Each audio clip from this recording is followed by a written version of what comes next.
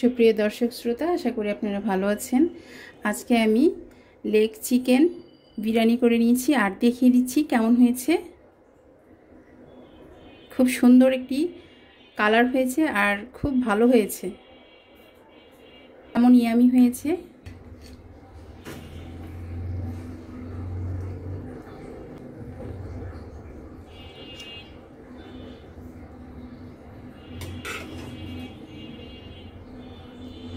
প্রথমে আমি মাংস নিয়েছি 8 পিস, তাও লেগ পিস নিয়েছি। আমি আজকে চিকেন লেগ পিস বিরিয়ানি করব। 8 পিস নিয়েছি লেগের অংশ। এখন আদা আর রসুন বাটা, স্বাদ মতো লবণ, ধনিয়ার গুঁড়া দিয়েছি 1 চামচ, জিরার গুঁড়া 1 চামচ, বিরিয়ানির মশলা 1 চামচ, এটা ঘরে বানিয়ে নিয়েছিলাম। গ্রেট করে রাখা কাঁচামরিচ দিয়ে দিচ্ছি, কাঁচামরিচটা একটু বেশি দিব। পেঁয়াজ বেরেস্তা একটু আগে ভেজে নিয়েছিলাম। বাদাম আর পেঁয়াজটা একসাথে গ্রেট করে নিয়েছি। দইয়ের পরিবর্তে আমি আজকে দুধ ব্যবহার করব।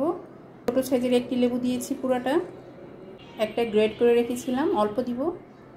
সবগুলো একসাথে ভালো করে মিশিয়ে নিব। সবগুলো উপকরণ একসাথে ভালো করে মিশিয়ে নিয়েছি। আমি কড়াইটার মধ্যে একটু আগে পেঁয়াজ বেরেস্তা করেছিলাম, তাই কিছু পেঁয়াজ রয়ে গেছে দিয়েছি। আর যে বাকি গ্রেট করা পেঁয়াজটা ছিল, পেঁয়াজটা দিয়ে দিয়েছি। টমেটো কেচাপটা দিয়ে দিলাম, তেজপাতা, 3টি এলাচ আর একটু দারুচিনির টুকরো দিয়ে দিয়েছি। দিয়ে দিব লবণ। মাংসটা ম্যারিনেট করার সময় দিয়েছি, এই জন্য অল্প করে দিব। কষানো মশলাটার মধ্যে আমি চিকেনগুলো দিয়ে দিব।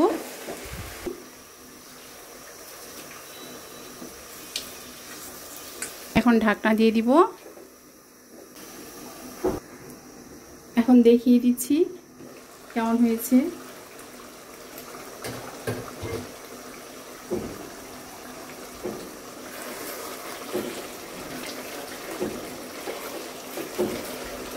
তেল ছেড়ে দিচ্ছে। যে কোনো কষানো ভালো হলে সে রান্নাটা খুব সুস্বাদু হয়। এখানে বাসমতি চাউল নিয়ে নিয়েছি, 1 পটের চেয়ে সামান্য একটু বেশি আছে। আলু ভেজে নিব। একটু বড় সাইজের করে আলু কেটে নিয়েছি, 3টা আলু কেটেছি।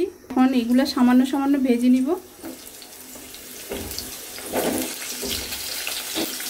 আলুগুলো ব্রাউন কালার হয়ে আসছে, এখন আমি নামিয়ে নিব। আমি এটাতে 3 কাপ পানি দিয়ে দিয়েছি। 3-4টি এলাচ, একটু দারুচিনির টুকরো আর কয়টা তেজপাতা দিয়ে দিলাম। কিছু ধনেপাতা কুচি, 2টা কাঁচামরিচ, মিষ্টি জিরা। এখন চাউলগুলো দিয়ে দিব, ধুয়ে রেখেছিলাম। হাফ বয়েল করে নিব, ছেঁকে নিব পানিটা। আর এদিকে লেগ পিসগুলো হয়ে গেছে। এখন আমি ভাতটা এটার মধ্যে দিয়ে দিব। আগে আলুটা দিব, কারণ আলুটা একটু কম সিদ্ধ হয়েছে, তাই আলুটা দিয়ে দিচ্ছি। ভালো করে এক একটা জায়গায় বসিয়ে দিচ্ছি আলুগুলোকে, যেন ভালো করে সিদ্ধ হয়ে যায়। কারণ ভালো সিদ্ধ হয় না আলুটা, কিন্তু মাংসের পিসগুলো সিদ্ধ হয়ে গেছে।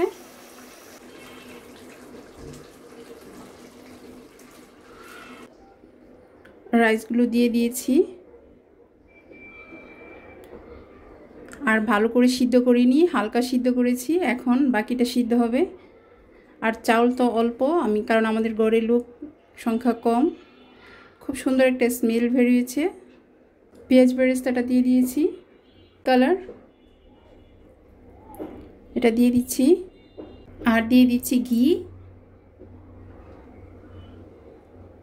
এখন ঢাকনাটা দিয়ে দিব। ফোঁটাটা বন্ধ করে দিচ্ছি।